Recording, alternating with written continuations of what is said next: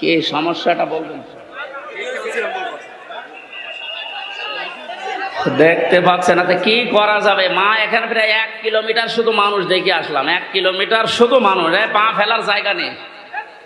যেখানে আছেন ওইভাবে থাকেন ভাই। আর আপনাদের এই চাইতে আর বড় জায়গা ছিল না? না, কষ্ট হয়ে যাচ্ছে মানুষের। মানুষকে কষ্ট দেওয়া তো ঠিক না। এখন কি করব? এদের যেভাবে আছেন থাকেন, ওইভাবে থাকেন। না, আমি সব বাদ দিয়ে দিলাম। আমি প্রবেশ করছি কোরআনের তাফসিরে। সূরা মুলক থেকে মাত্র 2টা আয়াত পড়েছি। যেহেতু তাফসিরুল কোরআন মাহফিল লিখে দিয়েছেন, এর হক আদায় করা দরকার। আমরা তাফসির আকারে আরম্ভ করছি ইনশাআল্লাহ।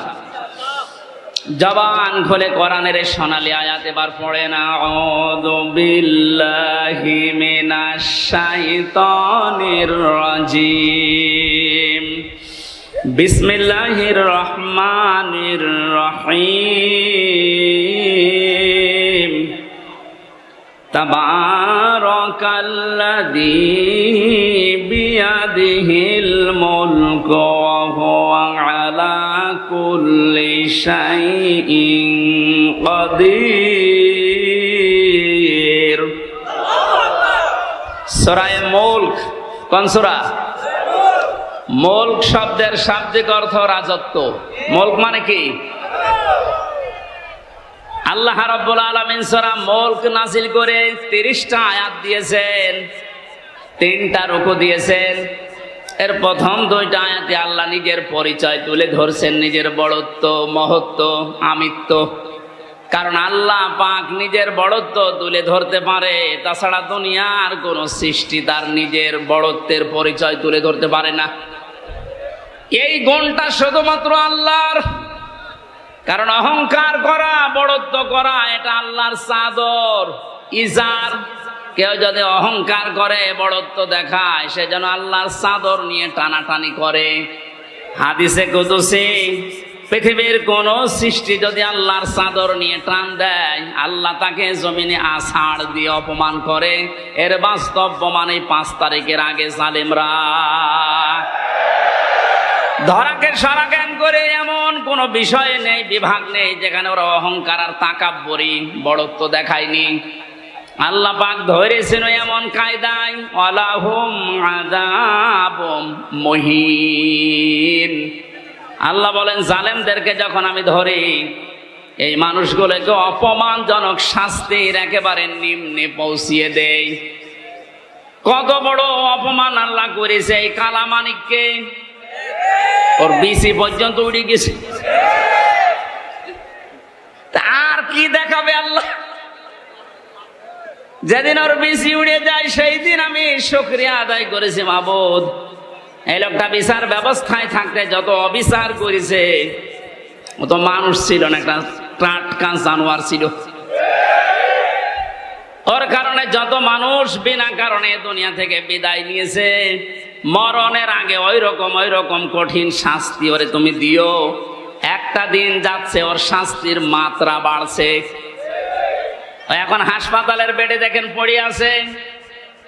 বেশি যেহেতু নেই, বাকি জিনিসগুলোর অবস্থাও মনে হয় নড়বড়ে। কথা বলে না কেন? জালেমদেরকে আল্লাহ এভাবে ধরে, মরতে দেরি হবে জালেমদের। কোরআনে কারীম জানাচ্ছে, লাহুম মিন জাহান্নামা মিহাদু ওয়া মিন ফাওকিহিম গাওয়াশ ওয়া কাযালিকা নাজিজিজ যালিমিন। সূরা আরাফের 41 নম্বর আয়াত। আল্লাহ পাক বলেন, এই মানুষগুলোকে, হে নবী, আপনি যখনই কবরে রাখবেন এই জালেমদের, ওদের কবরের ওপরে আমি আল্লাহ জাহান্নামের আগুনের পোশাক দিয়ে দেব, বিছানাটাও হয়ে যাবে জাহান্নামের আগুনের। কারণ এইভাবে করে আমি জালেমদেরকে একটার পরে একটা শাস্তি দিতে থাকি। এই জন্যে আল্লাহর যে বিষয়টা সাজে, বড়ত্ব করা, অহংকার করা, এটা যেন কিয়ামতের আগে কেউ করবেন না। তাহলে আষাঢ় দেবে কে? আরো জোরে বলেন কে? আল্লাহ আষাঢ় দিতে পারে না? পারে না? বলেন। আরো দেখবেন কি আষাঢ় দেবে আপনাকে। আর 5 তারিখের আগেও আপনার যে দাপট ছিল, 5 তারিখে বিকাল 5টা বাজতে বাজতে আল্লাহ একেবারে মাটির সাথে মিশিয়ে দিয়েছে। ওনার বাড়ি দেখতে গিয়েছিলাম, যে দেখি ইট খুলে খুলে নিয়ে মানুষ চলে যাচ্ছে। ওর পরের দিন 6 তারিখে আমার অনুষ্ঠান ছিল ঝিনাইদহ। শুনলাম ওখানে এক জালেমকে উলঙ্গ করে পিটিয়ে মেরে টাঙিয়ে রেখেছে। একটা মানুষের উপরে কত ঘৃণা জন্মালে লাশ পর্যন্ত পিটিয়ে টাঙিয়ে রাখতে পারে বলেন তো? এই জন্য এমন কোন জীবন যেন আমরা গঠন না করি যে পৃথিবীর কেউ কোনো আফসোস করে না আমি মারা গেলে। ফামা বাকাত আলাইহিমুস সামাউ ওয়াল আরদু ওয়া মা কানু মুনজারিন। এই পৃথিবীতে এমনও মানুষ বিদায় নেয়, তার জন্য আকাশও কাঁদে না, জমিনও কাঁদে না, ইন্না লিল্লাহ কেউ পড়ে না। আমাদের জীবন আমরা এভাবে তৈরি করব না। আল্লাহ এই জন্য বড়ত্বের কথা দিয়ে আরম্ভ করলেন, তাবারাকাল্লাযী বিয়াদিহিল মুলক। আল্লাহ বলেন বড়ত্ব বরকতময়, সম্পদশালী, শক্তিশালী সব কিছু আমি আল্লাহর কুদরতি হাতের ভেতরে। ওয়া আলা কুল্লি শাইইন কাদির, সব কিছুর উপরে একচ্ছত্র ক্ষমতা আমি আল্লাহর, আর কারণে এ বিশ্বাসটা যার ভেতরে যত বেশি জন্ম নেবে সে তত বেশি বিনয়ী হবে। আর এই বিশ্বাস যার ভেতরে যত বেশি কম থাকবে ওই মানুষগুলো তত উগ্র হবে। কথা বলেন ঠিক কিনা? আল্লাহ আমাদের এই বিশ্বাসটা যেন হযরত ওমরের মতো ভরপুর করে দেন, বলেন আমিন। তাবারাকা শব্দটা দিয়ে আল্লাহ আরম্ভ করলেন কেন? মানুষ যে সমস্ত বিষয়ে আল্লাহকে দোষ দিতে পারে, সমস্ত দুর্বলতা, অক্ষমতা, দোষ, যত রকমের আয়েব আছে সব থেকে আমার আল্লাহ নিজে মুক্ত, পবিত্র। এই জন্য তাবারাকা দিয়ে তিনি আরম্ভ করেছেন আয়াতটা। আল্লাহ নিজের পরিচয়, বড়ত্বের কথাগুলো মানুষকে শোনাচ্ছিলেন, হঠাৎ করে আলোচনার ধরন পাল্টিয়ে ফেলেছেন। এবার আল্লাহ আরম্ভ করলেন মানুষের জীবন সংক্রান্ত বিষয় নিয়ে।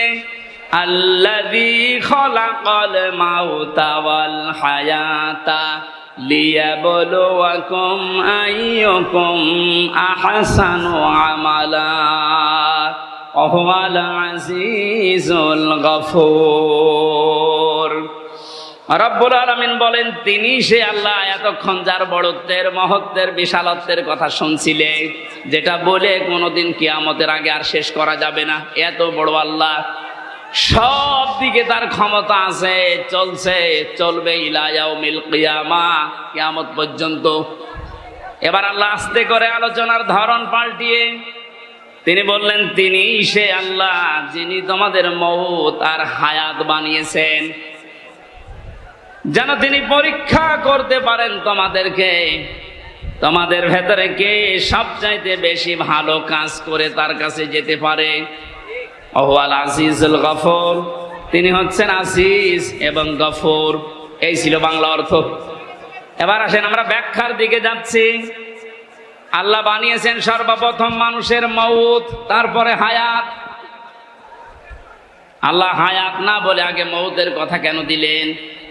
মুফাসসির লিখেছেন তাফসিরে, মানুষকে আল্লাহ এটা স্মরণ করাতে চেয়েছেন, পৃথিবীর মানুষেরা তুমি যত উপরে ওঠো না কেন এ কথা সব সময় মনে করবা, স্মরণ রাখবা যে তোমার মরা লাগবে। এজন্য আল্লাযী খালাকাল মাউতা দিয়েছেন। 2 নম্বরে ওয়াল হায়াতা, তোমাদের হায়াত আমি আল্লাহ বানিয়েছি। তাফসিরে মুফাসসির দিয়েছেন হায়াত প্রধানত 5 প্রকার। কয় প্রকার? 1 নম্বরে আমরা একটা হায়াতে ছিলাম, আলমে আরো আর হায়াতে, জগতে আমরা বসবাস করেছি। ওখান থেকে আল্লাহ আমাদেরকে পাঠিয়েছেন আলমে বুতুন, মায়ের পেটের জগতে। এরপরে আমাদেরকে এখানে দিয়েছেন আলমে দুনিয়া, এই পৃথিবীর জগতে। এরপরে আরেকটা জায়গায় নিয়ে যাবেন আলমে বারজাখ, কবরের জগতে। এরপরে সর্বশেষ একটা জগৎ আরম্ভ হচ্ছে, শুরু হবে, শেষ হবে না, আলমে আখেরা। তাহলে মওত আল্লাহ আগে দিয়েছেন স্মরণ করাতে যে বান্দা চাই করো মরা লাগবে। হায়াত আল্লাহ 5 প্রকার বানিয়ে 2টা আমাদের থেকে বিদায় নিয়েছে, সামনে 2টা আছে, আমরা মাঝখানেরটায় আছি। এখান থেকে বোঝা যায় সামনে পেছনে যেহেতু 2টা চলে গেছে, সামনের 2টা হায়াত আমাদের কাছে মাস্ট বি, বারজাখ আর আখিরাত আসবে। কথা বলেন ঠিক কিনা? যেহেতু মাঝেরটায় আছে, এ জগতের কাজ হচ্ছে লিয়াবলুয়াকুম, তিনি তোমাদেরকে পরীক্ষা করতে চান। আইয়ুকুম আহসানু আমালা, তোমাদের ভেতরে সবচেয়ে বেশি ভালো কাজ করে কে আসতে পারে। কুষ্টিয়াবাসী খুব খেয়াল করেন আল্লাহর এই কথাকে। তিনি কিন্তু বেশি বেশি কাজ চাননি, তিনি চেয়েছিলেন ভালো কাজ। কি কাজ?